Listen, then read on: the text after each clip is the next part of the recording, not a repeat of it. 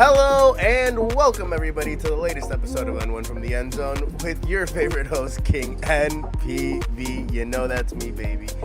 And on this episode, we're going to be talking about Brooke Hogan's interview on TMZ, talking about her relationship with her father and the rumors that have recently come out. We're going to be talking about the Sha'Carri Richardson problems and her arrest basically going down and what the public eye is basically saying. We're going to be talking about my top 5 picks for the Ballon d'Or, and the NFL preseason is on its way. Now, before we get into this episode, I want to take a brief moment to thank all of you guys, my subscribers, for being a part of N1 from the End Zone. Now, also don't forget to hit that subscribe button so you can be notified when the latest content drops. And now, without further ado, ladies and gentlemen, let's get into it. You're watching the latest episode of N1 from the End Zone. Please click on that subscribe button so you can be notified when the latest content drops. Now, let's kick it. All right, ladies and gentlemen, so we are back. And, well, basically earlier in the week, Brooke Hogan did an interview on TMZ just talking about her issues with her father, everything that's basically transpired and come out of her camp. Basically just saying that she was taken out of the will and just that she's tired of the rumors that her and her relationship with her dad is not necessarily estranged. We're going to watch the 20-minute interview here right now. Let's get into it. Really difficult time for you for many reasons, and I'm really sorry. Thank you. That means a lot. My heart is racing out of my chest right now, and I'm feeling a plethora of emotions. So I'm going to try to get through this as professionally as I can. Well, let's start with the funeral. So you chose not to go, and I know you really haven't had contact with your dad in the last 2 years of his life. So let's start off with why you chose not to go. I think to get to the funeral, you have to start at the beginning. You know, I'm embarrassed that it's even come to this. You know, I have a life. I have 2 kids. I have a job. I have a business. I have been trying to live quietly and peacefully. And the only reason my face is on TV right now is because I have had to constantly battle false claims. The first one being Brooke didn't come to her dad's wedding. Why? Oh, well, Brooke is estranged from her dad. Why? And it's like, I always say 2 things can be true, right? I can love my dad, which is the absolute God's honest truth. I love my father. I love that picture of us. I love my dad, but my dad and I have been through a lot of stuff over the years. If you want to give it a quick Google, anybody can find out the hurt that has happened to me throughout the years. And I've forgiven, and I've always put my dad first. That's my daddy. Pesky ads. Pesky.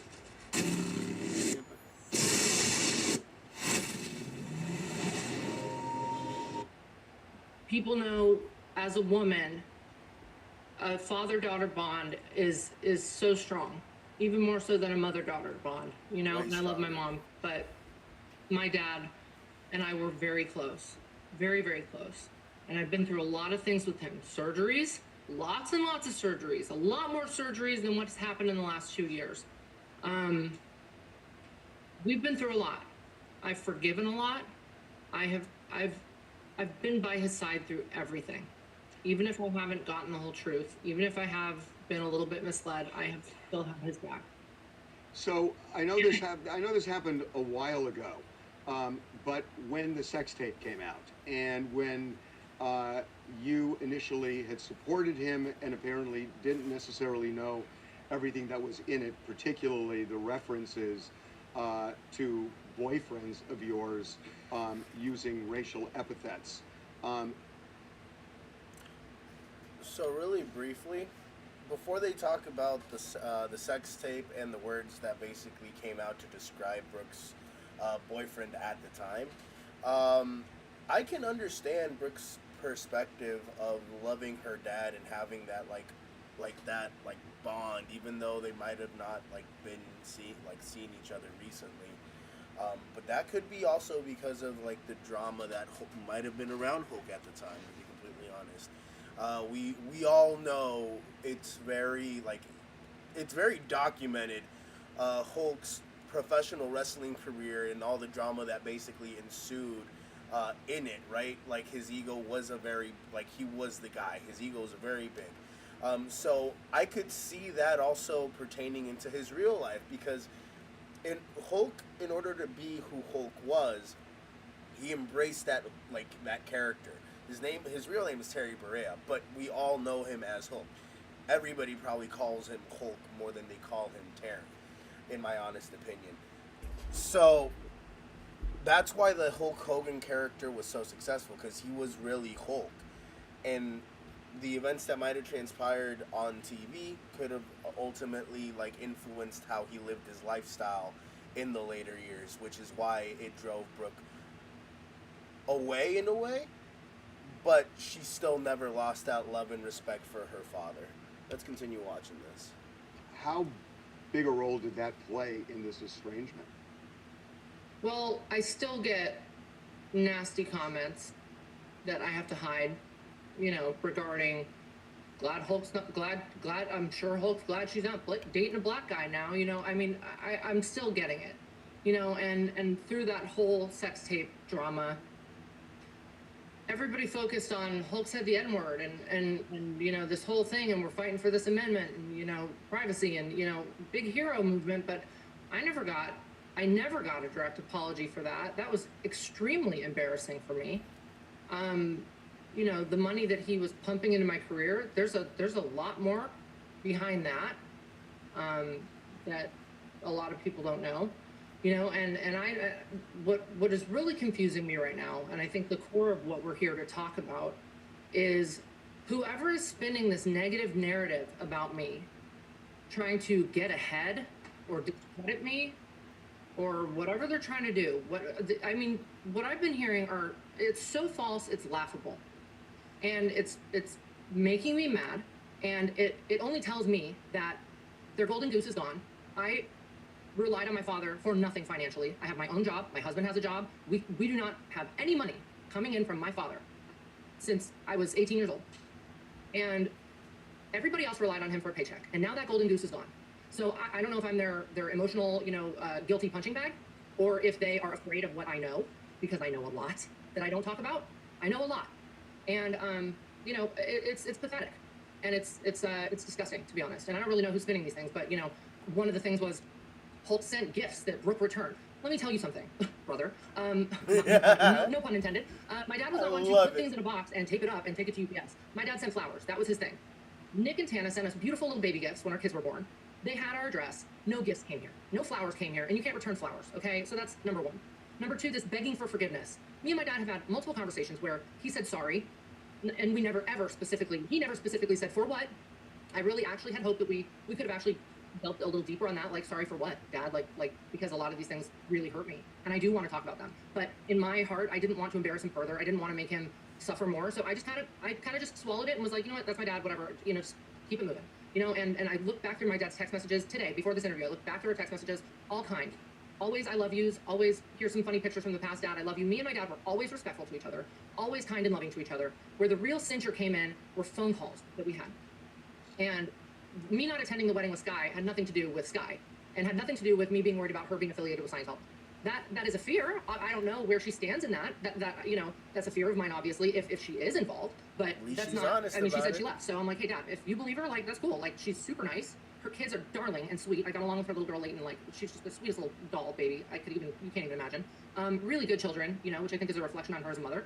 But the Scientology thing was a little bit like, okay, it was scary, My dad said he was never going to get married. When Steve asked for my hand in marriage, my dad's words were, just as long as you guys are good together, or good to each other, but I'll never do it again. So his whole thing was, I'm not going to get married. And we had conversations, private conversations, that I put on speakerphone for my husband to hear, because I said, I need you to hear this, because I have a feeling one day I'm going to be painted as crazy, and this is going to come up out of the woodwork. And so I just had a women's intuition. And we had talked multiple times. One time Steve was in the car, me and Steve and my dad were in the car, and he was saying a few unsavory things about Sky. And clearly Brooke is hurt. And it really does pain her, because she loves her father. And I think for me, at least personally, I think that's clear. It just hurts because sometimes a decision a parent makes will impact the relationship one has with their daughter. I know for a fact some of the decisions like my parents made kind of have impacted my relationship with them now, but not to this extent. I still love my mom, my dad. They're there, they're for me, they're supportive, they've guided me through life. Because again, I can't stress how much Hulk being who Hulk is, and how documented his life was, at least what his WWE life was. Brooke is hurt. Brooke is genuinely hurt because I feel like she didn't have that relationship that she ultimately wanted with her dad towards the end of his life. And me and Steve were kind of like, Dad, that's kind of, Perhaps the best one to tell you about who lives here would be me. Not nice. Like When he was married to her? No, when they were dating. And he called me and he would talk about arguments they had and had talked, and I'm sorry, Sky, if you're watching this, my dad confided in some issues that you guys were having. And he asked me, I think they'd broken up once before and then they got back together. And he was kind of telling me, there was a worry in his voice. And he was like, I just don't know. Like, I'm not sure about this. And I said, well, why don't you just end it? I said, and this is me just being candid. I said, Dad, you got more money than God. You can date whoever you want. Why don't you just spend your money while you're alive? He was like, oh, I got your kids set up. I'm like, spend your money while you're alive. I got a job. I'm good. We all know money does not buy happiness. We had a ton of it, and our family was a disaster. I said, spend your money while you're alive. No big deal. But I said, just, don't get married. You can date whoever you want. You can do whatever you want. Just enjoy your life. Me and Steve are moving back. This is the time in life. I have a text message where I said, Dad, you've made certain choices, right? Our family has imploded however many times. I said, now is the chance to start anew. You're getting older. You don't have nothing to prove to anybody. Let's just ride off into the sunset. Let's go on the boat. Let's whatever. Like, me and Jennifer, his second wife, had gotten him through a ton of surgeries and really, truly had him in a good spot. And, he was one to kind of push the limits a little bit. One of the last surgeries resulted in him pushing too hard in the gym, and he tore his shoulder muscle, and then that turned into MRSA, and then it turned into something else, and we got him through that. And I was like, Dad, we're finally, everything's fine, And if you're having issues with this particular lady, I said, keep it light, end it, whatever. I said, blame it on me. When my dad was going to marry Jennifer, he told her, if my kids don't like you, I can't marry you. I said, use the same excuse. Say, I don't like her. That's not the truth. I mean, she was sweet to me, but, I was like, Dad, I have your back. Just say, my kids don't want me to get married, or, whatever. I got, it seemed like a very probable, reason to not get married. And he said she was kind of pushing the marriage thing hard, which any woman would. I pushed the marriage thing hard when I dated Steve for a year and a half. I don't blame her, but he was just feeling uneasy. And he said something to me that really took me aback. And he said, if I broke up with her, it'd be bad. And I said, what do you mean by that? It would be bad. He goes, I don't want to get into it, So then we exchanged a couple text messages. Hey, Daddy, good morning, Daddy. How are you? I love you. You know, here's some funny pictures from the past. Oh, you're really taking me down memory lane. Whatever. I got it all on my phone. And then I got another call from him, and I was starting to, and we had gone back and forth a little bit on text that was kind of, like I said, respectful disagreements, where I was like, you know, Dad, this is a chance to make a new, and he kind of shot back at me like, well, I haven't approved of who you dated, and it was like tit for tat, and I was like, okay, like, this is childish, like, So she and was it was making me clearly cry. It not was like really there were a couple things that he kind of said, and there were a couple things that, you know, I was working on a house for him, and one of the I bet contractors she was witnessed, opposed to her an interaction between me and my dad, married the and he second texted time. me. The contractor texted me and said, Daughters "Are you are okay, very kid?" protective of That their hurt me fathers. watching what I saw. So my dad had Especially become a when little callous, fathers and like that's okay. Hulk You have know, a lot of But money. and that's kind of what I want to ask you as I hear you. There were a lot of issues between you and your dad, and it sounds very complicated. And I'm glad you were able to talk about all of this. Does it bother you that you're never going to get closure with him by not seeing him or interacting with him or him interacting with you? That it sounds like, you know, he would apologize but not give reasons for what he was apologizing for, or things were unresolved with various things that happened, including his last marriage. But now he's gone. And does this haunt you, or do you say, you know, it's just the way it was and kind of put it to rest? Is this going to bother you for the rest of your life? No, actually, because my dad, I know for a fact, my dad knows how much I love him. My dad knows I would run through a burning building for him. I would call him every day, every other day. We talk, we leave voicemails. You know, I was my dad's running mate. When, you know, he'd pick me up from school, we'd go to sushi alone together. You know, I mean, my dad was confiding in me before he married Sky. Like, he wasn't confiding in anybody else. He was confiding in me. Me and him were like best friends. And my dad knew. Even with, you know, and this is the thing, is the estrangement is a boundary, right? So I didn't like certain people that he was around. It wasn't Sky. It was a number of people that I did not trust, that I had seen behavior in. And I said, Dad, flashing yellow signs like, hey, this is messed up. Like, are you going to do anything about it? Yeah. And my dad was never looking out alone. for the He was best in his always father. with someone. And most of those people I did not like, and I did not get good energy from, and I didn't want to be around. And he kind of gave me the sentiment of like, well, I guess you have to live your life and I have to live mine. And that was kind of how it was left. And it was almost like, you know, I love you, you love me. We have different beliefs and different, you know, opinions on things, but like, we're good. Me and my dad are good. Like, we're good. Well, I love okay. my dad, he loves me. If you're good and you love each other, which I believe, I actually you made buy a decision that you want no part of his will. You do not want to be a beneficiary. You mentioned a few minutes ago that he has more money than God. Mm-hmm. Given the fact that he did love you, and I don't know what his will says, but if he decided he wanted you to share in what he had, why reject that? For a number of reasons. You know, I think it wasn't obviously not a test. I mean, my dad should have known that when the truth is, my dad might not even know that I asked to be off the will because I texted his money manager, and his money manager and his people may have taken me off the will without him even knowing. Who even knows? This is the issue, you know, that I had, was never knowing the truth because of the people that were around him. So who knows? Maybe he did know. Let's just say he knew, and he took me off the will, whatever. My reasons, number one, that goes to show you I'm not in it for the money. I don't care. Like, I'm more concerned about you. The biggest reason, though, why I asked to be off of the will was because I know my family, and I know if Sky, who, from what I know, allegedly is still in good standings with Scientology, after my dad passes, and she still has her Scientologist family and Scientology backing, I don't want to fight that. And not that I would have to fight that. I don't even think Sky would be a problem with me, but But if it's not a problem, why not roll with it if he leaves you in the will? If he did leave you in the will, and they end up calling you and saying, Brooke, you just inherited X, whatever that money is, would you accept it? right now, if somebody's... Also, really quickly. Excuse me. There's a reason why you don't fuck with people in Scientology. Because there's a Leia Remini, the wife from King of Queens, who does a documentary about Scientology. Once they get your information, once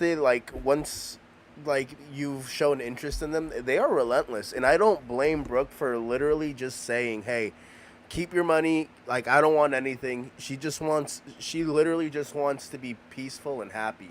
And I don't blame her. And it's clear that the decisions that her father made towards the end pushed her away, but not in a way where it broke their relationship. And it sounds like it was in a way where, okay, like she said, you live your life, I'll live mine.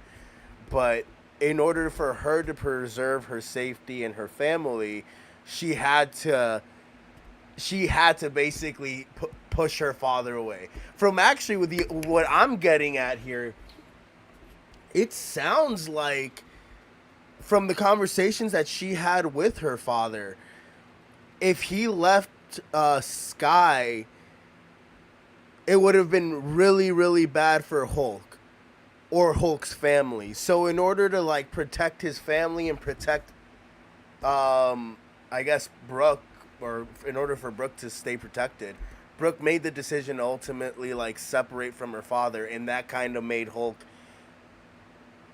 I guess, in a way, rest easy that his daughter was safe. This is just like what I'm getting at based on the conversation that's gone down right now, and just putting like the pieces together. Brooke saying that like Hulk told her that it would have been really bad if Hulk would have like left Sky, then eventually them getting married, and then Sky ultimately being related or connected to Scientology. Now, I don't know. These are all statements coming from Brooke, and I'm just breaking down this interview. So it just sounds like Brooke, in order to preserve the safety of her family and her children, she just separated herself. Didn't want any money because people in Scientology are ruthless when it comes to money and getting as much as they can. So yeah, this is why I think Brooke did not want anything from her dad, which I understand. Said that? Yeah. I would be shocked. I would be grateful. I'd say, oh my gosh, I can't believe my dad would do that, but he didn't. So I mean, these are hypothetical things. Do you know what the will? Because I don't know what the will says. Do you? No, I don't. But I know. So what if he did leave you something? Because there clearly was love between the two of you. So what if he did? I'll tell you this. I wouldn't know, because the only word that I have to go on is his people. So I hired a power of attorney to call and find out what was going on, because there was a small trust I was on that we're going to put towards our kids' college funds. And I had my power of attorney look into that, and then he had to talk to Terry McCoy, my dad's money manager, and then the estate planner or whatever it is. And they said, no, Brooke is 100% completely off the will. So that's all I know. That's the words I have to go off of. I don't know I have no plans of digging deeper, because I didn't care about the money. That's the truth. If there is something there, maybe my brother would have the heart to tell me, or I don't really know. But the point of taking myself off the will, getting back to that, was, if Scientology were a thing, which I don't think this guy would present a problem if she were like a full-blown Scientologist, but I just know how my family is, and I've seen how certain members of my family go after money, and I see how they fight over money and how they turn on each other over money. And I said, if and when my dad dies, this is going to be, pardon my French, a show. And I want no part of it, because I've already had to witness my dad go through 15 years of legal battles, depositions. Our whole life has been lawsuits. All I want to do is be at the beach with my babies and my husband and do my own thing. Leave me alone. Like, that's all I want. Are you at peace? I'm at peace. The only thing that makes me sad is, now I'm getting crapped on for not going to funerals and services and stuff like that, when my dad told me specifically multiple times, just burn me up and put me in the back of the ocean behind my house. That's where my dad is. I want to be in the Gulf. I want to be with my dad. I don't want he didn't like the morbidity of funerals. He hated it. And quite honestly, if he knew he were being carted around for 2 weeks for show, with people that didn't really know him, celebrities and stuff, that I'm like, how well did you really know them? Is this for my dad, or is this for everybody else? So, hate to be a biatch about it, but, my dad wanted to be cremated and put in the ocean. And the closest way I could get to him was to put my feet in the ocean with my children. And that is, I'm standing by that, and that is my God's honest truth. Brooke, at peace or not, it's got to be hard. And I'm sorry again, and I really, really appreciate you giving me the time. Thank you. Thank you. Yeah, and I just want to say that whatever representative from that camp continues to spew these lies, if they want to keep going, grab your best hold, grab your best lawyers, because I'm ready to go. Because I'm done with it. I'm done. This is ridiculous. I know too much. I've been through too much. I'm not to be played with. This is not. I'm done. So it better stop. I want to get back to my life. I want to get back to my children, who for this last 2 weeks has not been able to have the full attention of their mom and dad. We don't have babysitters and nannies and people parading around here. I need to spend time with my kids. I am a nervous wreck. I haven't eaten. I haven't slept. This is ridiculous that this has gone to this point of this war of words. And that's why I'm here with you, Harvey, to put it to rest. My dad has finally been put to rest. Leave him alone. Leave me alone. And let the poor man go to heaven and just end it. Stop coming after me. All right. So, let's break this down. Or I'll give you actually my full-fledged thoughts after watching the interview. So, basically, like, Brooke has made it clear that she is tired. And honestly, this is something that Scientologists or Scientology does as a whole. They will spread, like, smear campaigns and, like, just try to ruin your just ruin your image in the public eye. It's happened a lot. I recommend you guys go out and watch the Leia Remini Scientology docu series that came out, I think, on A&E a while ago, where she basically talks about her experience in Scientology. Leia Remini was the wife in King of Queens back in the day with Kevin Smith. Was it Kevin Smith? I think it was Kevin Smith. Anyway, so I'll be frank. I watched this interview twice. The first time I watched it, I didn't understand it. The second time I've watched this, I've picked up on subtle things that like kind of make it clear to me that Brooke was more or less worried about like the safety of her family, of her children, of her husband, of her life now, because she doesn't want to be associated or affiliated.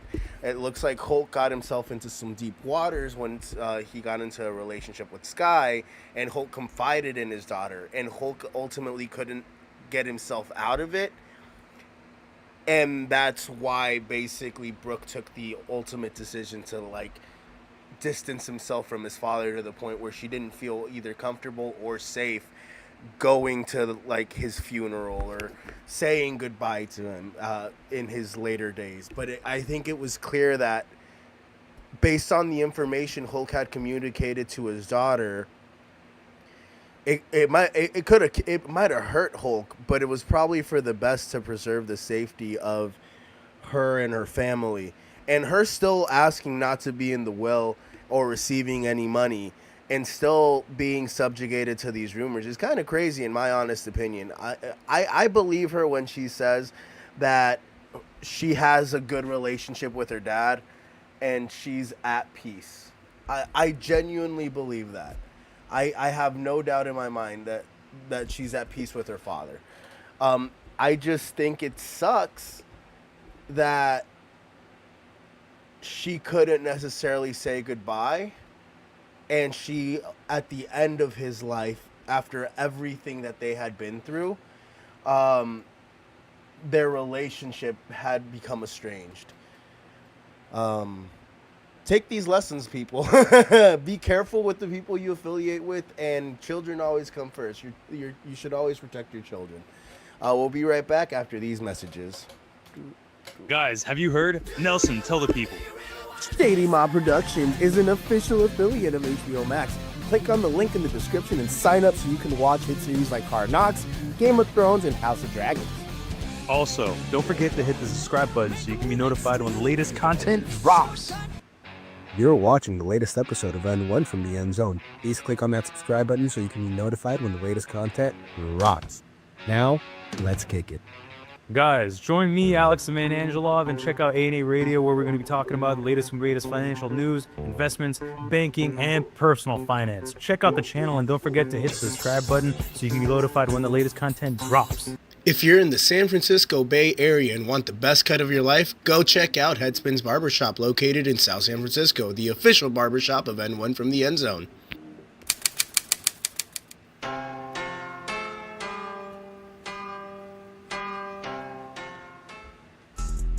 Guys, you're watching a Shady Mob production. Make sure to follow the Shady Mob podcast, where we break down all the latest content and talk about life.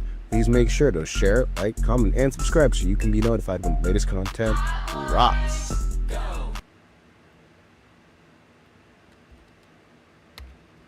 And we are back, ladies and gentlemen. So right now we're actually going to be breaking down Sha'Carri Richardson and the issues she has recently gotten into. There was a video that was dropped on TMZ. It is a TMZ exclusive, and we're actually going to be breaking down this article right now. Here, let's go into that view right now. Booyah, baby. Ooh. There we go.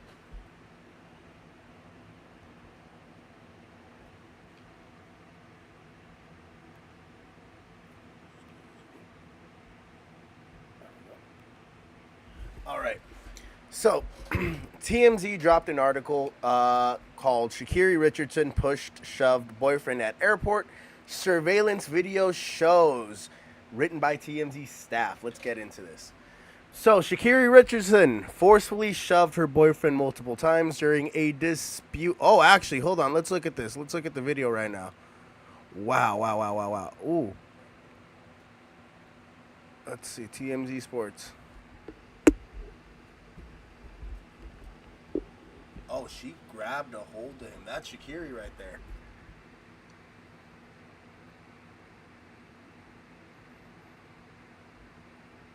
At the airport is crazy, yo. At the airport is crazy. Wow. Hey, shout out to Christian for just taking it. Like, not trying to make a scene. Just, like, trying to walk away. Wow.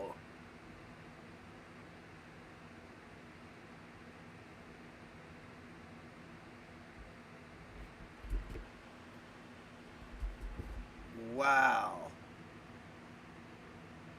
I can't believe that.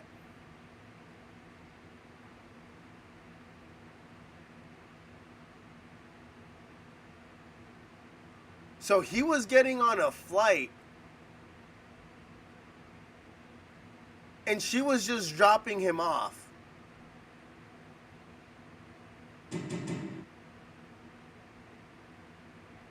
What? Okay, so let's read the article right now. What is going on here? I don't know what's going on here. Hold on.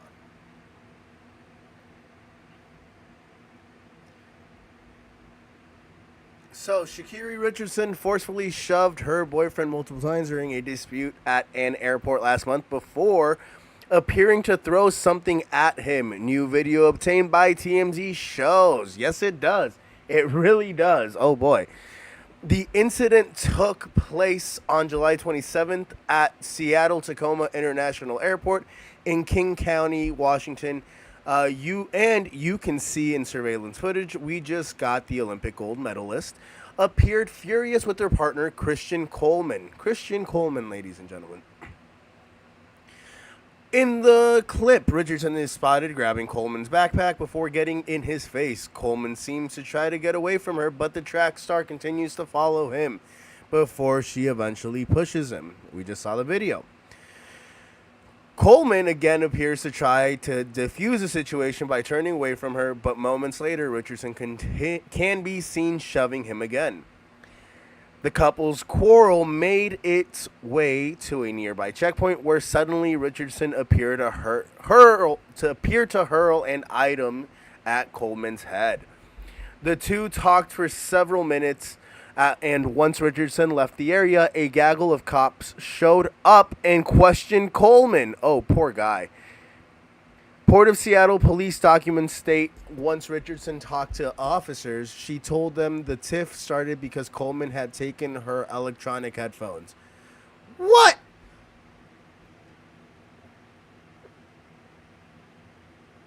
Are you serious? That's why you gonna go and cause a scene out in public? Oh, Lord. Richardson advised she did not assault him in any way, police wrote in the docs, and the dispute was only a verbal argument. Authorities said they arrested Richardson after reviewing the surveillance videos. She was ultimately booked on a charge of fourth-degree assault and spent roughly 18 hours behind bar. On Monday, Coleman, one of the fastest sprinters in the world, defended Richardson's behavior, telling reporters it was a sucky situation all around.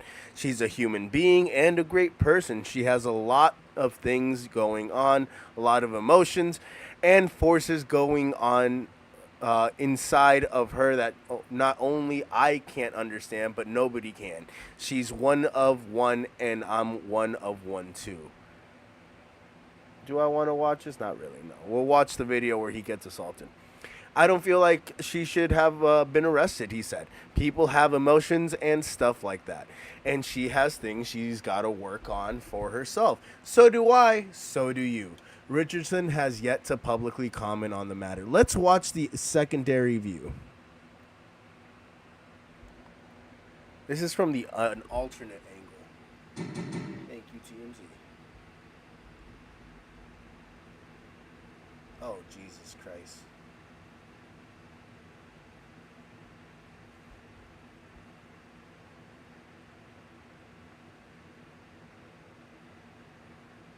Poor Coleman.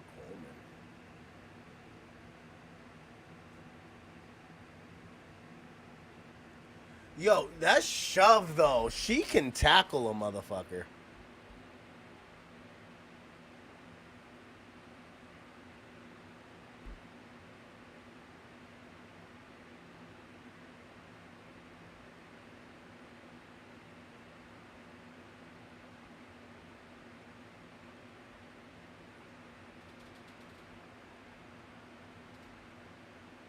I really don't blame the cops for arresting her. It's like she doesn't think like time or place. Like legitimately, there's a time and there's a place. Like,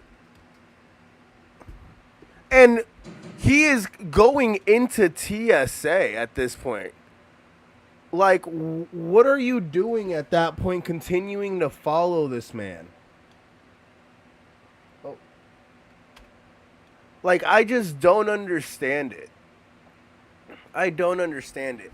And this isn't like the first time Sha'Carri has been in a predicament where like she's been in the headlines for like the wrong reasons. Like, you would think because you are in the public eye, because you have sponsorship deals, because you're representing brands, you would be more mindful that in today's day and age, there's cameras everywhere and they will record what is going on. You being who you are and doing something in a public place like an airport where there's always going to be top-notch security because of all the issues that have gone on over the years, with terrorist attacks and everything, you should be more mindful that maybe your actions, even though you're in a heat of rage, aren't necessarily the best. And now, I feel like you're at risk of losing sponsorship deals or losing basically paychecks being a track star that you really can't afford, because realistically, track stars don't make a lot of money other than endorsement deals. At least I don't think. Maybe they win some money from competitions that they compete in, but realistically, track is not a big enough sport that you generate a lot of revenue in. So these little incidents, they all add up. And I just don't know. I think we should expect more from Sha'Carri Richardson, and Sha'Carri should hold herself to a higher standard, being who she is, and even though she might not want to be a role model to children, but she is by being who she is a role model to children. If she was just a regular, average, everyday American or everyday person, human being, a private citizen, that wasn't a public figure at all, she could get away with stuff like this because nobody would bat an eye. But when you're somebody that is known like this, a gold medalist, it doesn't. I don't feel like it should slide. I don't feel like it should slide. And deserving that, there's a reason why she was put 18 hours in custody. And if this was the other way around, I don't think Christian Coleman would be out. I don't think Christian Coleman would have gotten out of jail until his trial, or it would have been a much, much, much worse scenario. So, no double I don't think I'm glad that it was handled the appropriate way, in my honest opinion. And maybe Sha'Carri will learn from her ways and mature a little, because it's time for somebody how old is Sha'Carri? Actually, how old is Sha'Carri? Sha'Carri Richardson. How old are you? She's 25. Come on, girl. 25 years old. You got to mature now. It's time. It's time. We'll be right back after these messages. Guys, have you heard? Nelson, tell the people. Shady Mob Productions is an official affiliate of HBO Max. Click on the link in the description and sign up so you can watch hit series like Hard Knocks, Game of Thrones, and House of Dragons. Also, don't forget to hit the subscribe button so you can be notified when the latest content drops. You're watching the latest episode of N1 from the End Zone. Please click on that subscribe button so you can be notified when the latest content drops. Now, let's kick it. Guys, join me, Alex the Man Angelov, and check out A&A Radio, where we're going to be talking about the latest and greatest financial news, investments, banking, and personal finance. Check out the channel and don't forget to hit the subscribe button so you can be notified when the latest content drops. If you're in the San Francisco Bay Area and want the best cut of your life, go check out Headspins Barbershop, located in South San Francisco, the official barbershop of N1 from the End Zone.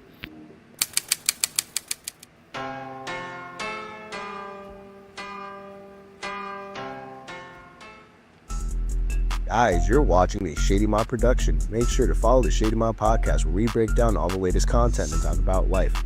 Please make sure to share, like, comment, and subscribe so you can be notified when the latest content drops.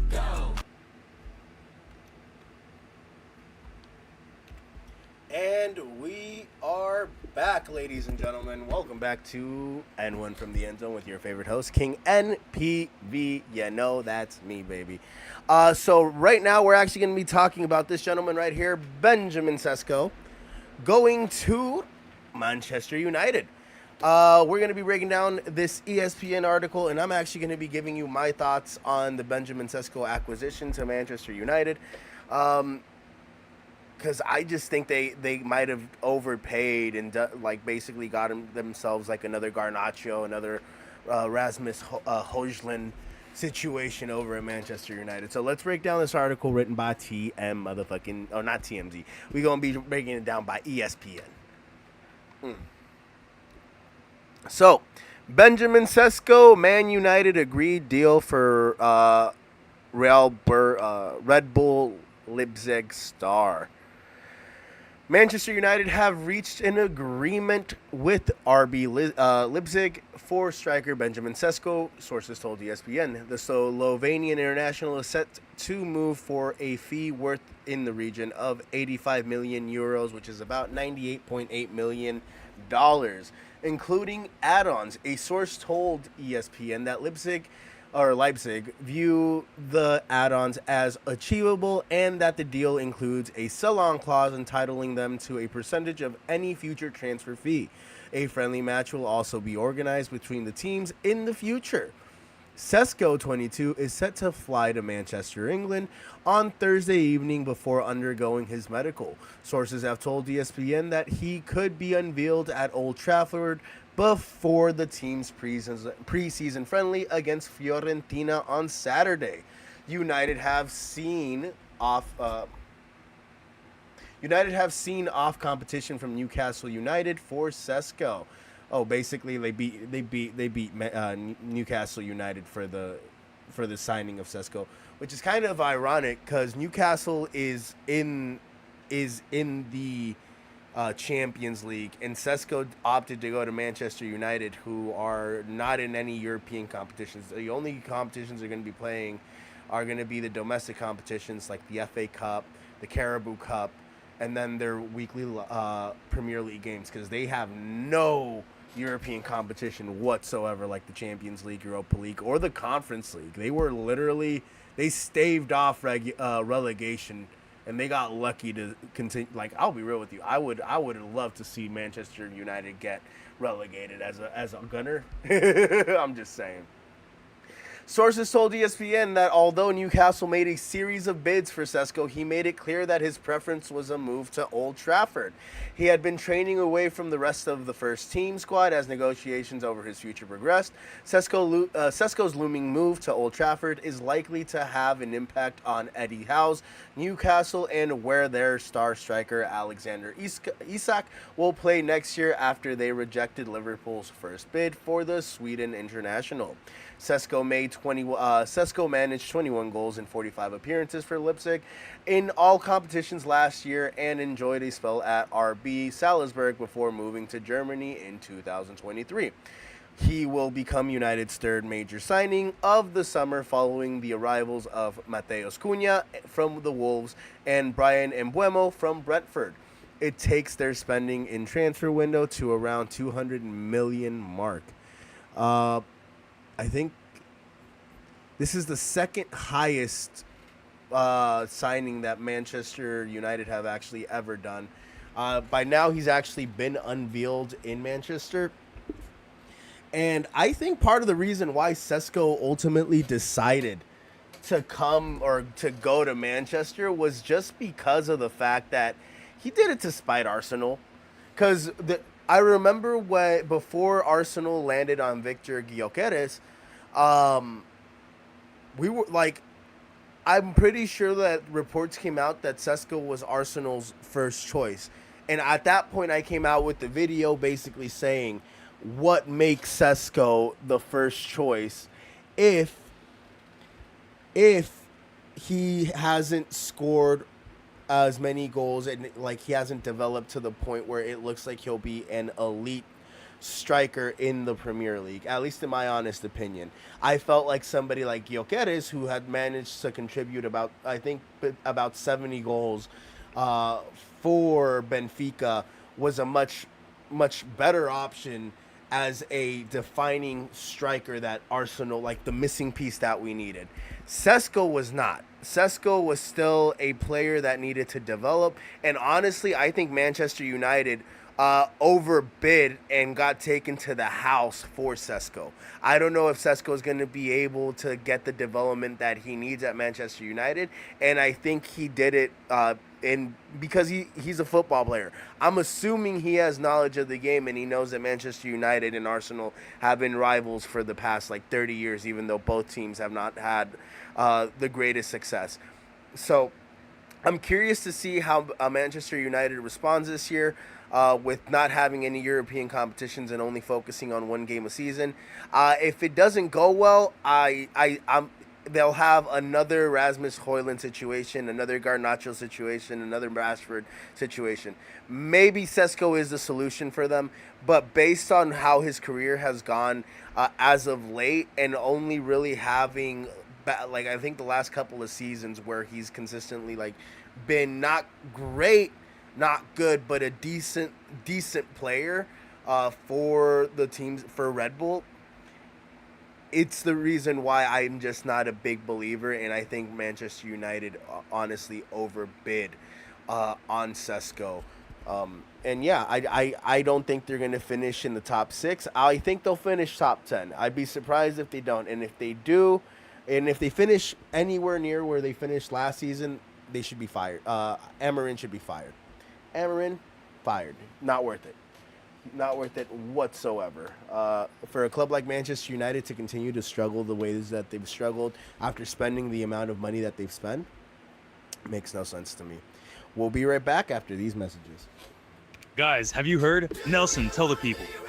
Shady Mob Productions is an official affiliate of HBO Max. Click on the link in the description and sign up so you can watch hit series like Hard Knocks, Game of Thrones, and House of Dragons. Also, don't forget to hit the subscribe button so you can be notified when the latest content drops. You're watching the latest episode of N1 from the End Zone. Please click on that subscribe button so you can be notified when the latest content drops. Now, let's kick it. Guys, join me, Alex the Man Angelov, and check out A&A Radio, where we're going to be talking about the latest and greatest financial news, investments, banking, and personal finance. Check out the channel and don't forget to hit the subscribe button so you can be notified when the latest content drops. If you're in the San Francisco Bay Area and want the best cut of your life, go check out Headspins Barbershop, located in South San Francisco, the official barbershop of N1 from the End Zone.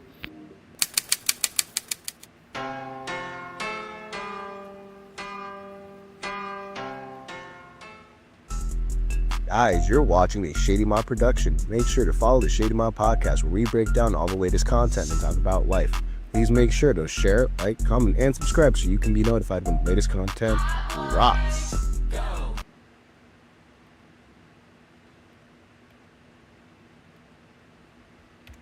All right, ladies and gentlemen, and we are back. Let's break down my top 5 picks for the Ballon d'Oro for 2025. Basically, the full men's Ballon d'Oro nominees have come out that include Yamal, Dembele, Rodri, last year's winner, was not included, and here's the short list. I'll give you all 30 names right now. We got Jude Bellingham, Ousmane Dembele, Gianluigi Donnarumma, Desire Doué, Denzel Dumfries, Sergio Guirassy, Victor Gyökeres. Shout out to my guy who's a fucking gunner, who, like I said, put up 70 goals last year. That's the only reason why He is, I believe, in this conversation for the Ballon d'Oro, and the fact that Arsenal have signed him makes me a believer that we have the missing piece to finally win the Premier League after over 21 years, basically 22 years. Achraf Hakimi, Harry Kane, Kivica Kvaratskhelia. I'm sorry if I botched that. Robert Lewandowski, Alex McAllister, Lautaro Martinez, Kylian Mbappe, Scott McTominay, Nuno Mendes, João Neves, Michael Olise, Cole Palmer, Pedri, shout out to Barca, Rafinha, my other guy, Declan Rice, my gunner, Fabian Ruiz, Mohamed Salah, Virgil van Dijk, Vinicius Jr., Vitinha, Florian Wirtz, and Lamine Yamal. So I'm going to give you my top 5, and this picture is very deceiving because one of them does not belong. So number 1 for me personally is going to be Lamine Yamal. The reason why I got Lamine Yamal is because the impact that he has on Barcelona and the way that he's changed the culture, the way that they play. It's influential. You can feel it. You can feel the tone of the team change when he's off the pitch than when he's on it. His contributions, his touch, the way he dribbles. He is the new Messi for Barcelona. He is what Ansu Fati was supposed to be for Barcelona. And it's clear as day that Lamine Yamal is the future and that the moments aren't too big for him. Consistently from day one of the season until the very end of the season, even in the UEFA Nations League when it was France versus Spain, Lamine Yamal's performances stood out way more than Dembele's season, when Dembele played this year, who is my second option, he basically came on the last 5 months of the season, basically at the new year, right? When January came, that's when Dembele came on, and that's when PSG started playing like PSG is supposed to play. Now, yes, Dembele and PSG won the treble, won the UEFA Champions League, they won the league, and then they won the French Domestic Cup. They came up short at the FIFA Club World Cup, which is another reason why I take that tally away from Dembele. The matchup between Dembele and Lamine Yamal, we saw Lamine Yamal shine and Dembele not shine so much, which is why France got eliminated. All these factors are why I think Dembele should finish second and Lamine Yamal should finish first. I realistically think either Vitinha, who is my third pick, had more of an impact overall on PSG because they played through him than Dembele, who was the finisher, who was the striker, who, yes, scored more goals than Lamine Yamal. But I just felt like Vitinha not being there at times had much more of an impact on the entire squad of PSG than Dembele did. Another player who I think should finish third, or is third on my list, would be Achraf Hakimi. Achraf Hakimi is the best right back in the world, and because he is the best right back in the world, and because just like Vitinha, I feel like his impact on PSG is much greater than Dembele. The only reason why I'm putting Dembele up there is because he is the face of PSG, or at least it's been much more discussed that Dembele is the face in the goal contributions that he has. Realistically, he did not have the best season from beginning to end. He came on, again, like I said, towards the end, towards the later half of the year, towards the second half of the year after the second transfer window. That's when PSG really got going. But Vitinha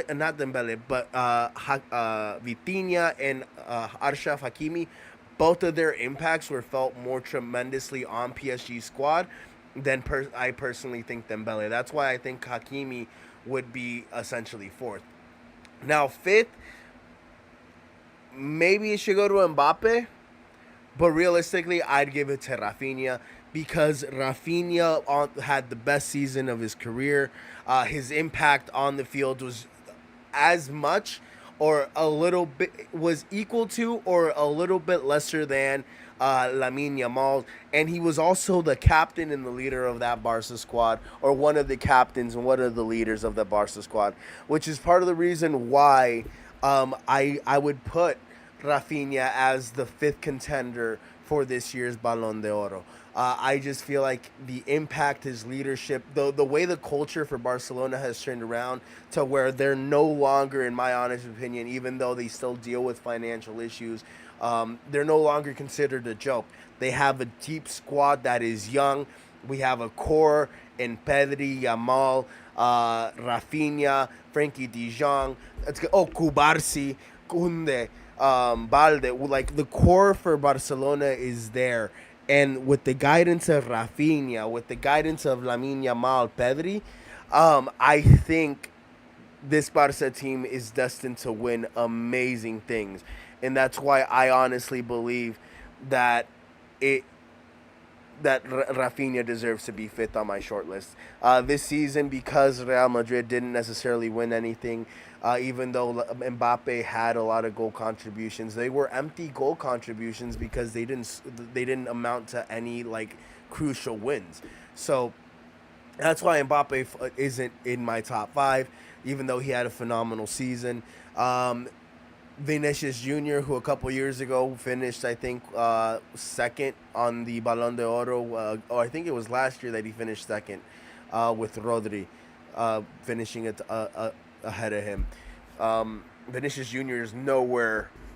I wouldn't have had him on my 2025 Balón de Oro men's nominees. Like, I just didn't see it from him. He was not one of the best 30 players in the world, in my honest opinion. But those are just my thoughts. But yeah, that's my thought. Those are my top 5 FIFA Men's Ballon d'Oro winners for this year. We will actually be right back after these messages. We will be talking about a crypto organization orchestrating the green dildo fiasco. We'll talk about that in the WNBA. I don't understand that. It makes no sense to me whatsoever. But it was reported by ESPN, and we're going to talk about it. Here we go. Guys, have you heard? Nelson, tell the people. Shady Mob Productions is an official affiliate of HBO Max. Click on the link in the description and sign up so you can watch hit series like Hard Knocks, Game of Thrones, and House of Dragons. Also, don't forget to hit the subscribe button so you can be notified when the latest content drops. You're watching the latest episode of N1 from the End Zone. Please click on that subscribe button so you can be notified when the latest content drops. Now, let's kick it.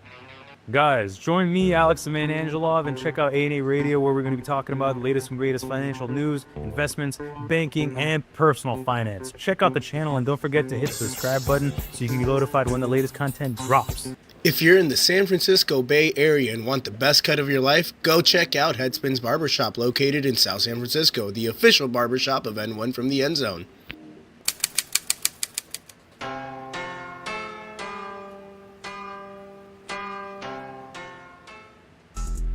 Guys, you're watching a Shady Mob production. Make sure to follow the Shady Mob podcast, where we break down all the latest content and talk about life. Please make sure to share, like, comment, and subscribe so you can be notified when the latest content drops. And we are back, ladies and gentlemen. Let's talk about... Hold on. So let's talk about an article that ESPN dropped recently, basically talking about a crypto group orchestrating the sex toy tosses in WNBA games. Let's get into that. Here we go.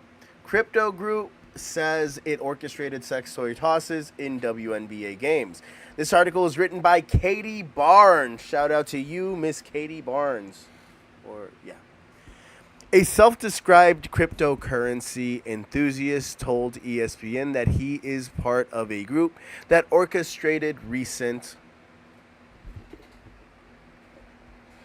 sex toy stunts that have disrupted at least 3 WNBA games in the past 10 days. At this point, I think it's been past 12 days. The man who spoke on the condition of anonymity over a video conference Wednesday said the stunts were meant to market a crypto coin that his online community created. What's the fucking crypto called? Dildos.com? The WNBA and all its controversy, he said, made the league a logical target. What? It was more or less like an optimistic approach to what is already trending. He said, where is there already controversy, and how do we intercept some of that attention? The man who uses LT Daldo Rain as his username on X, a nod, he said, to the Brad Pitt character in the movie Inglourious Basterds, kept his camera off and refused to give his name or age during the call with ESPN. The group, he said, wants to reclaim the creative and community aspects of the crypto world. We wanted to really make memes funny again, he said. This is a fucking crypto coin that nobody's going to invest in. I'm telling you right now. I'm telling you right now. On Thursday, a WNBA spokesperson declined to answer ESPN's questions about the group that claimed responsibility or adjustments to arena security. USA Today first reported on the group's claim. WNPPA Executive Director Terry Jackson told ESPN on Thursday that the players' union requested an update from the WNBA and was told the league was investigating claims that individuals were being incentivized to carry out these stunts. That's crazy. That's actually the only reason why I could see somebody doing this consistently.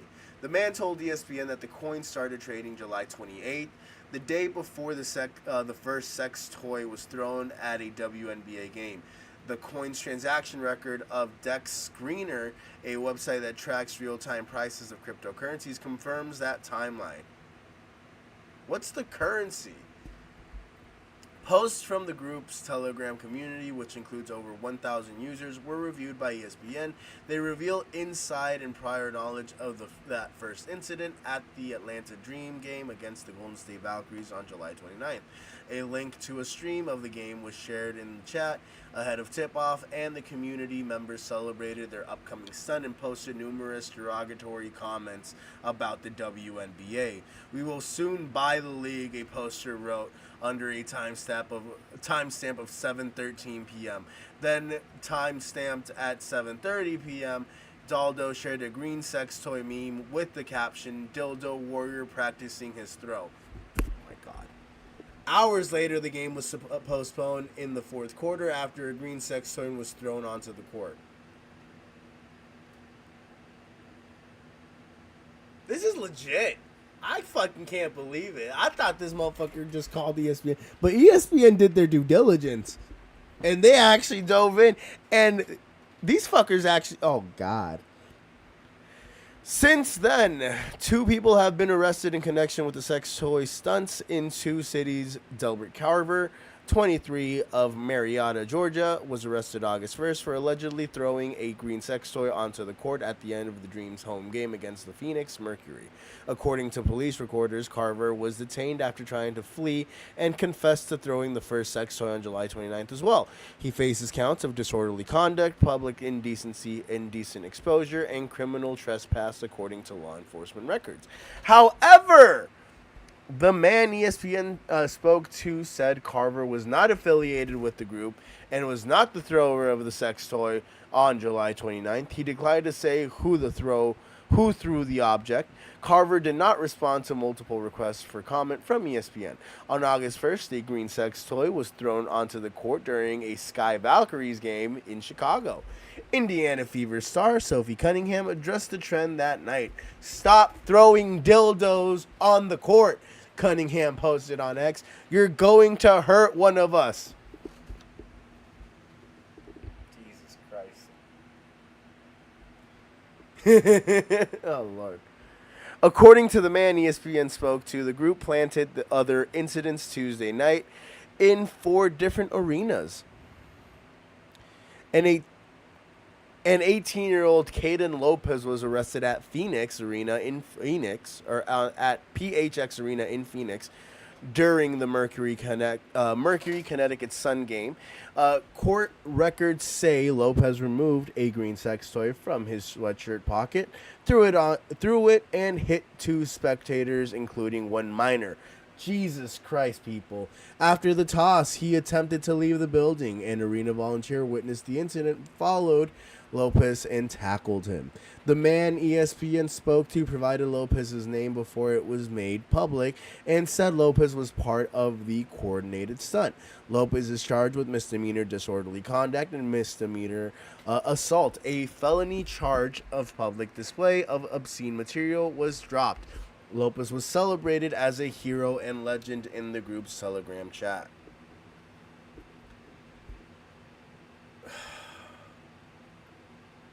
I'm losing hope in humanity more and more as I read this. I really am losing hope in humanity more the more and more I read this.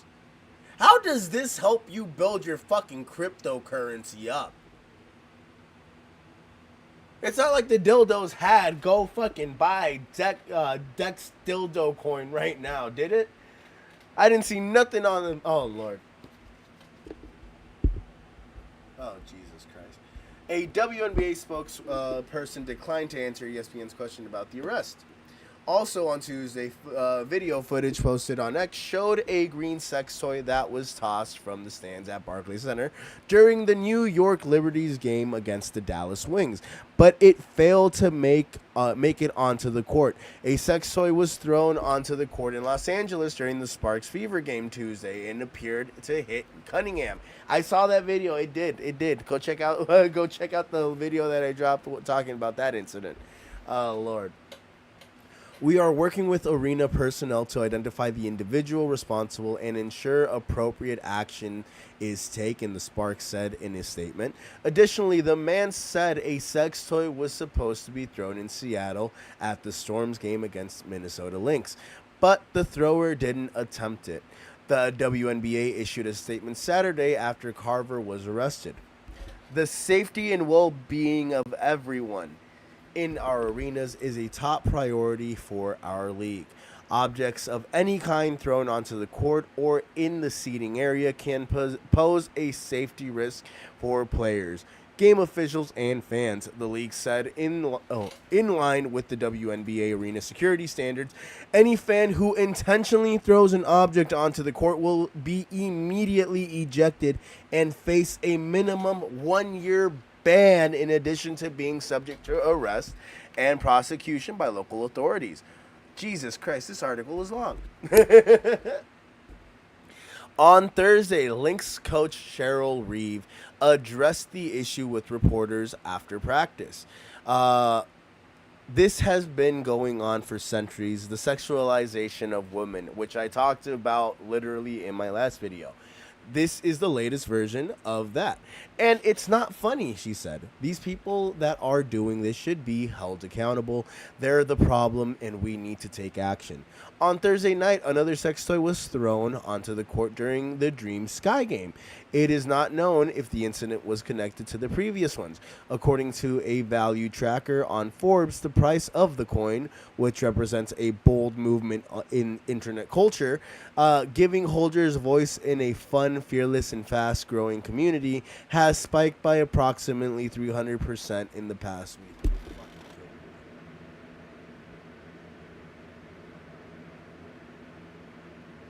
So you're fucking telling me people are increasing their crypto coin value by throwing dildos onto the WNBA basketball court? Let me ask a question. Let me ask a real question. Is there any way, shape, or form that them by doing this is going to make their coin more valuable than the WNBA? I'm going to laugh my ass off if that's the case, because the WNBA players are clamoring for a new CBA agreement where they're basically protesting and going all out, like, for example, the All-Star game event, wearing shirts saying, pay us what you owe us.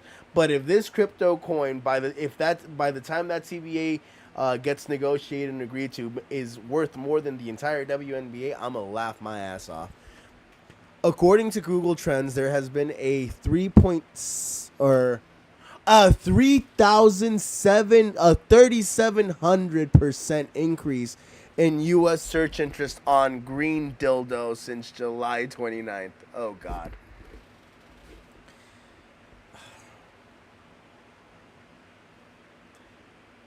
Americans and their dildos. Americans and their dildos. They can't get enough of them things. One betting website created markets around the sex toy stunts, allowing users to bet on when another toss would happen and what color the dildo would be. According to ESPN sources, multiple members of the community placed and won bets. There were several people who greased the bets quite heavily just because we knew what was going on, the source said. Dave Mason, brand manager of Panama-based online sportsbook BetOnline, said that when the second sex toy was also green, he started looking for who could be orchestrating the stunts. That's how he found the crypto coin group. Oh, okay. Dave Mason, shout out to you for, I guess, finding out who was the one orchestrating it. It's part of the game when offering markets like these, Mason said in an email exchange with ESPN. We can either choose to offer them or not. We know people will have inside info and might bet. The crypto coin source told ESPN that the group was moving away from the WNBA games and singled out an MLB game Wednesday night. During the Marlins-Astros game in Miami, a woman sitting behind home plate held a green sex toy. We've got lots of funny things planned, the source said, of a less disruptive nature, but we want to keep people looking for us. Oh, boy. Jesus Christ. Oh, Jesus. I really can't believe this is really a fucking thing. I really cannot believe this is a fucking thing. So, I don't, you know what? I'm going to do some research really quickly. Hold on. Give me a second here. Green, I'm adding to the 37,000%, okay? 3,700%, okay? I'm adding to it. 3,700% is ridiculous. Green dildo cryptocurrency.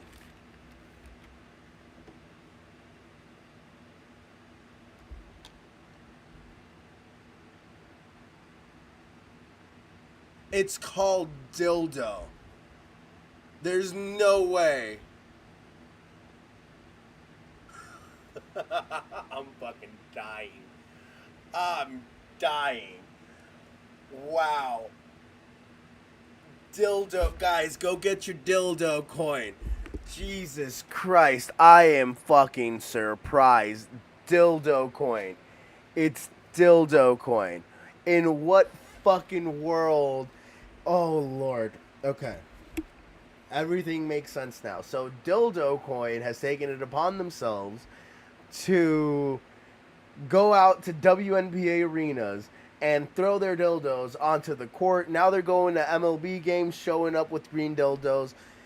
And how are they getting this past security? The only way I think you could get something like this past security, unless security is just not doing their jobs and patting people down unless they fucking feel like it's metal, is like putting it somewhere where the sun don't fucking shine and then pulling it out and tossing it, which is honestly very disgusting and grotesque. But that's the only way I can think about it. Apparently, let's see what the price of dildo is right now.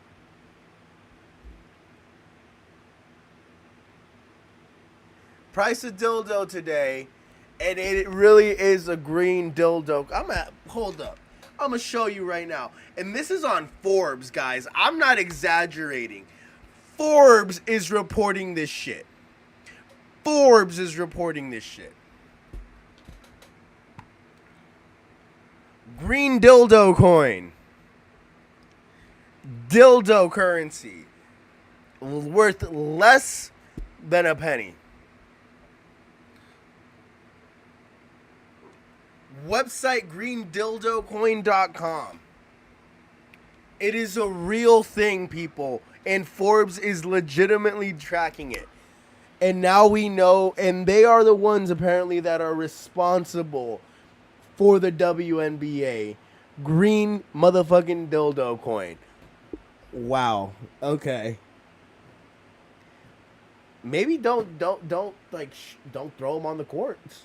Just buy a whole bunch of seats and have everybody bring a green dildo if that's what you want to do. But There's got to be a way to be way less disruptive and a little bit more PG.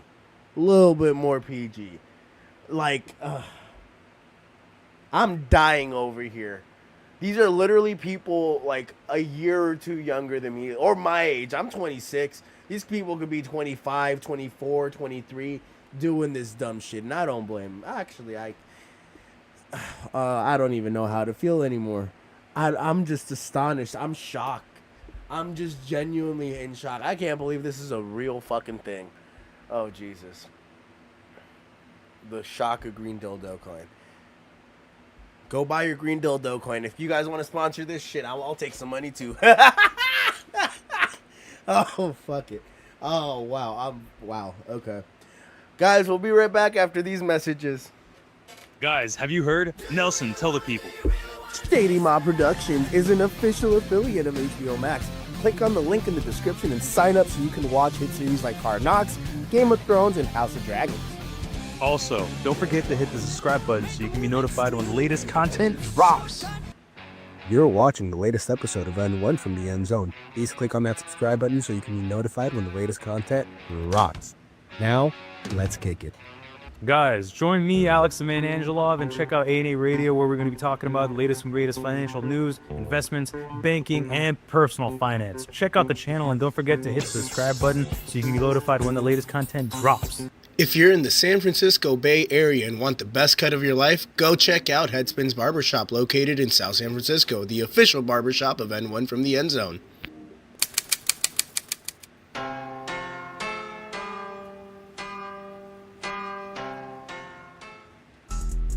Guys, you're watching a Shady Mob production. Make sure to follow the Shady Mob podcast, where we break down all the latest content and talk about life. Please make sure to share, like, comment, and subscribe so you can be notified when the latest content drops.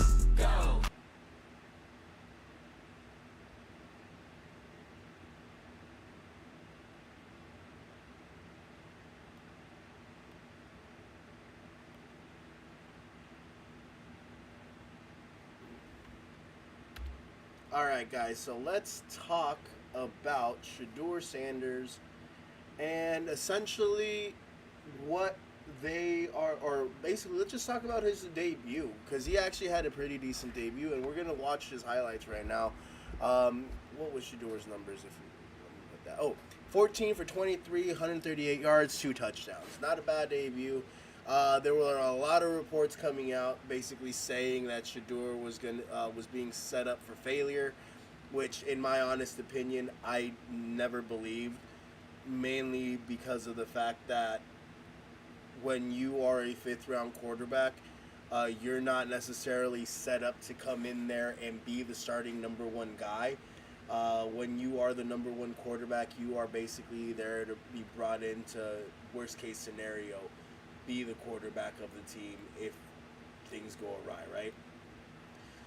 So the whole narrative that Shedeur Sanders, the whole narrative that like Shedeur was being set up for failure, I thought was ridiculous. If you are a baller and you are him, like for example, Brock Purdy, and I'll go to Brock Purdy, who was Mr. Irrelevant, who by all intents and purposes was not destined to be the San Francisco 49ers starting quarterback. He was the last pick in the draft. He wasn't set up for success. He got the benefit of being with the team through the preseason training camp and ultimately making the team and being the 3rd string to learn and progress in facing basically the 49ers first team defense while he was on the scout team to learn and develop. And then he got his opportunity and he took it by the horns, and he was who he ended up being, right? Shedeur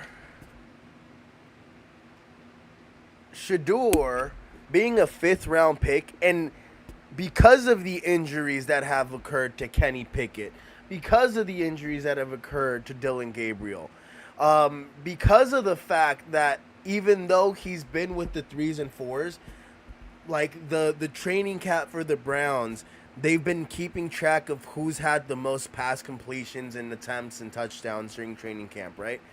And they've been reporting Shedeur has been performing well in training camp and has been winning people over regardless of his off the field issues. Now we got to see him in the game. The downside to Shador's games after seeing him play in the NFL, regardless of it being a preseason, he's off script.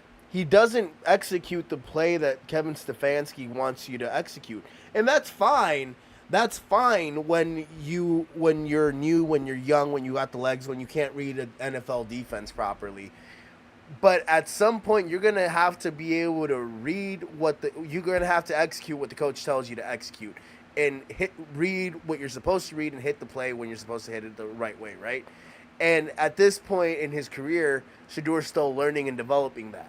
He might have looked well to a lot of people, but baby steps. I still think Dylan Gabriel is going to be the starter this season, or get first team reps this season over Shador, or before Shador does in the regular season, because he was a higher draft pick, and he is, in my honest opinion, much more developed in terms of quarterback play, because of the controversy that he's basically had to deal with. Shador in college was an off script player. Even when he had Travis Hunter there, the best plays, the most wild plays that he had were basically off script. So let's watch. Let's see what happens. Let's watch his highlights. Let's talk about him while he has his highlight. We have his highlights on. Because he didn't play bad. Yeah, some bad plays. Oh, this is every pass and rush attempt by Shador Sanders. So we get to see all of it.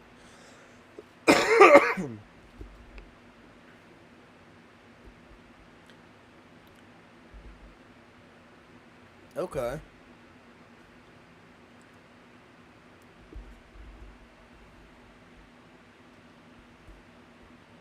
Yeah, quick dink and dunks. Dink and dunks. Brock gets shitted on for doing just executing the easy stuff. Look at that. Oh.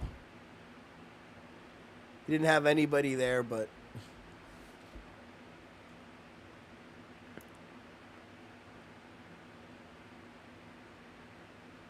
there you go.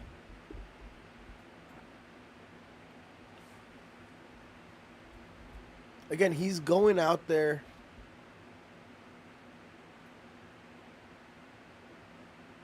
See, that's what I'm saying. Overshot a wide open receiver.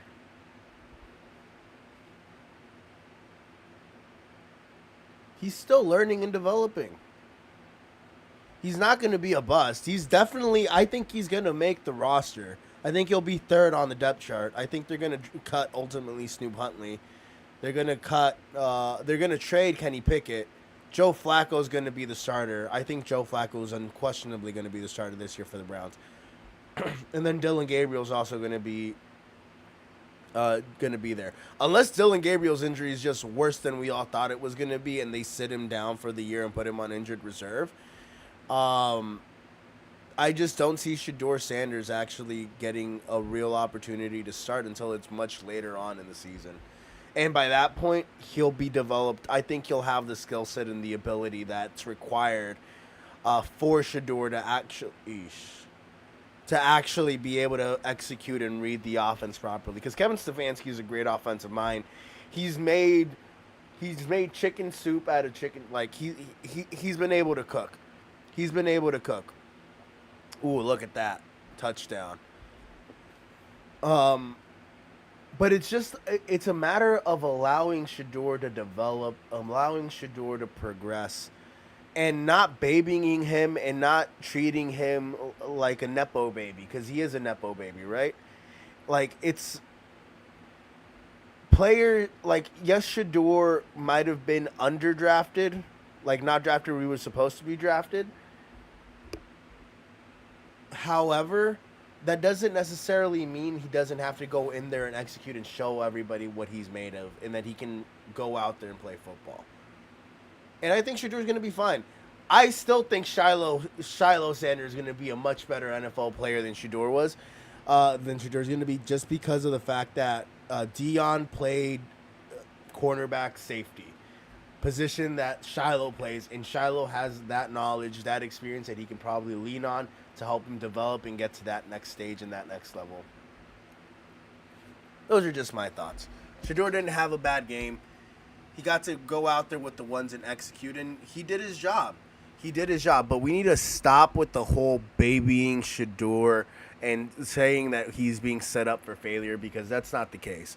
Nobody drafted in the 5th round is ever expected to go out there and be the guy. You go out there when everybody else is injured, and you got to go out there and just be the guy. And that's why Shador got the opportunity, because everybody's injured, and you just got to go out there and ball. And he's earning it.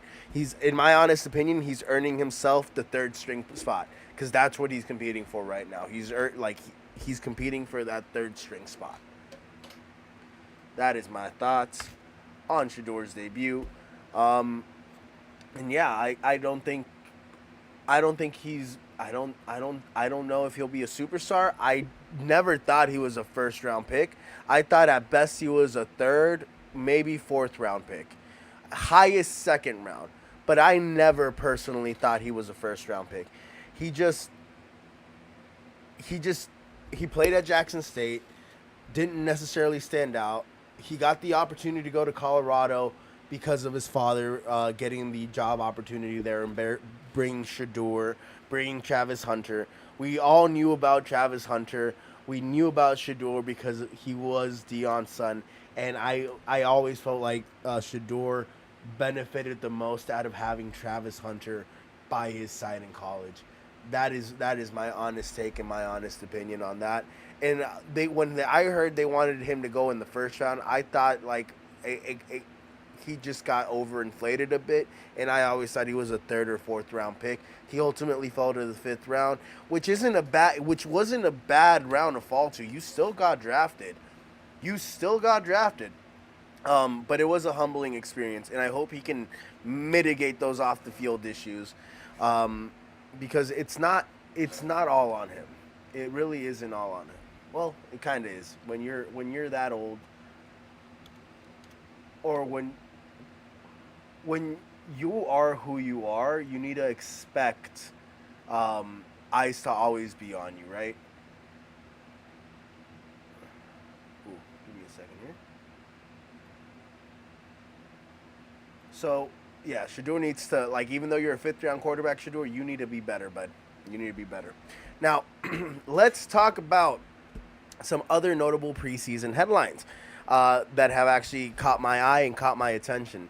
Anthony Richardson fractured his finger in the preseason game, opening the door for the one, the only, the unreliable Daniel Jones to come in and play and show them why he should be the starter this year, except that when Daniel Jones went out there, Daniel Jones played like Daniel Jones plays. And Daniel Jones did what Daniel Jones does and was not good. He was not good at all. Now we could blame it. We could blame it on him not having enough reps with the ones. But ultimately, we know what Daniel Jones is. There's a reason why the team went back to Anthony Richardson last year. There's a high ceiling with Anthony Richardson, in my honest opinion. His legs like Lamar Jackson is what allows him to be able to keep his team within range to win games. Because on the last couple of seasons for the Colts haven't been that bad. I know Shane Steichen would like a quarterback that can at least complete 50% of his fucking passes. That's Anthony Richardson's biggest issue. He can't complete passes. He can't complete the easy stuff. And I think now that he's got Daniel Jones breathing down his neck, it's also I think his 3rd year in the league. He's at a point now where he should have seen enough football in training camp and everything where he should be able to get to that level and compete and maintain his starting job. I don't think Daniel Jones should ever be considered to be the starter for the Colts. He should be the backup at the most. But starter, no sir, no thank you. That just doesn't make any sense to me, because we know what Daniel Jones is. If he was any good, he would still be in New York. I know they gave him a secondary contract, but they basically cut him in the middle of the season because they didn't want to have him in the locker room anymore. Drew Lock, in my honest opinion, was a much better option. They didn't go to him sooner. They went to Danny fucking DeVito, and I still think Drew Lock has not had his fair shake to be a starter. I'm a real believer in Drew Lock. But yeah, Daniel Jones not it. Anthony Richardson, as soon as he gets better, he's going to be out there and he's going to be the starter because Daniel Jones is just not it, in my honest opinion. Then we got to see Joe Burrow go out there, ball out, look like he didn't miss a beat. The offense is fucking fluid. He has his weapons. We know Joe Burrow and that Cincinnati Bengals offense was never going to be the issue. They could have realistically let T. Higgins go and drafted somebody or signed somebody, and they would have been fine because Joe Burrow will elevate the receivers around him. And Joe Burrow plus the receivers that he already has on the roster, who he has chemistry with, it's money. It's unstoppable offensively. Defensively, they have a huge hole. They can't stop anything. And not having Trey Hendrickson out there, Shamar Stewart not necessarily being the guy that's going to be able to replace him because he wasn't that in college. They need to sign Trey Hendrickson as soon as possible. He's holding in, but Trey Hendrickson needs to be on the Bengals day one if they want the best chance to win a Super Bowl or to make the playoffs. All this offseason drama is the reason why I don't have the Bengals picked to make it to the playoffs, but that's just my honest opinion. I'll actually be giving you guys my thoughts on who I think from the AFC is going to be winning their divisions and ultimately making the playoffs for the AFC and NFC in the NFL this upcoming season. And last but not least, let's talk about Jalen Milroe, who, by all intents and purposes, is the future for Seattle. I know they signed Sam Darnold, I think, to a 2 or 3 year contract. They also drafted Jalen Milroe, who played for Alabama. And by all accounts, Alabama quarterbacks have all basically hit the last 4 or 5 of them, or in the last 5 years. Was it been 5 years? 5 or 6 years. They've all hit. Jalen Hurts, Super Bowl champion. Tua Tagovailoa. I know it's there's a lot of opinions about Tua, but he is by far the best option in Miami, and he is the starting quarterback for the Miami Dolphins. Comes from Alabama as well. Mac Jones, I know he's bounced around in the league. He was a starter. He made the playoffs. He had a bad shake his second year after Josh McDaniels left. He didn't have an offensive coordinator, and it tanked his career. Now he's on the back foot trying to develop, but he's still in the league. Jalen Milroe, if anything happens to Sam Darnold, or if Sam Darnold just doesn't show to be the same Sam Darnold that he was in Minnesota last year, Jalen Milroe, in my honest opinion, is the guy for them or in the future. He's got the size, the athleticism, the mobility, and the arm. He just needs to refine it a little bit, and I was honestly surprised he wasn't a second or first round pick because that's how much of a skill set that I believe Jalen Milroe has, and that's how. And he's in Seattle. I'm a diehard 49er fan. Bang, bang, Niner gang. But realistically, I'm more scared of Jalen Milroe with Seattle and their future. Arizona, I think, is a bigger threat to the Niners this year. The Rams, I just don't see it. I don't believe in Matthew Stafford being the best quarterback in the NFC. That's a whole load of shit. That's not true. He's injured, hasn't practiced in training camp. I just don't believe in the Rams. But, hey, if Jalen Milroe gets a shake this year, I think he'll be able to win that starting role over Sam Darnold if Sam Darnold can't be the same Sam Darnold that he's been in the past. And, yeah, guys, with that being said, we have reached the end of this episode. Guys, please subscribe, like, and comment on the video. Share this with your friends, families, and partners. Make some money with my picks. Listen for some positivity. Always remember, desire is power. If you desire to be great, you have the power to be great. Thank you for watching the latest episode of N1 from the End Zone with your favorite host, King NPV. You know that's me. I will see you next time. Have a great day. Guys, have you heard? Nelson, tell the people. Shady Mob Productions is an official affiliate of HBO Max. Click on the link in the description and sign up so you can watch hit series like Hard Knocks, Game of Thrones, and House of Dragons. Also, don't forget to hit the subscribe button so you can be notified when the latest content drops. You're watching the latest episode of N1 from the End Zone. Please click on that subscribe button so you can be notified when the latest content drops. Now, let's kick it. Guys, join me, Alex the Man Angelov, and check out A&A Radio, where we're going to be talking about the latest and greatest financial news, investments, banking, and personal finance. Check out the channel and don't forget to hit the subscribe button so you can be notified when the latest content drops. If you're in the San Francisco Bay Area and want the best cut of your life, go check out Headspins Barbershop, located in South San Francisco, the official barbershop of N1 from the End Zone.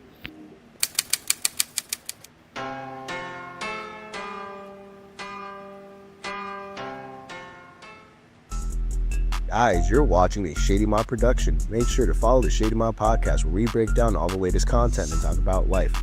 Please make sure to share, like, comment, and subscribe so you can be notified when the latest content drops.